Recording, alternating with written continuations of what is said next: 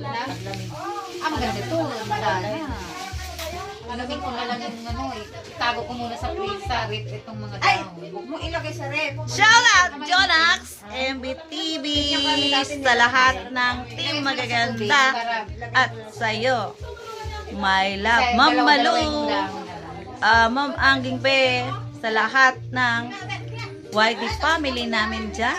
Ayan, si Sisi Adoracion. Oh, ganda nyo, oh. Di ba? Ganda namin. Mas maganda ako pag tulog.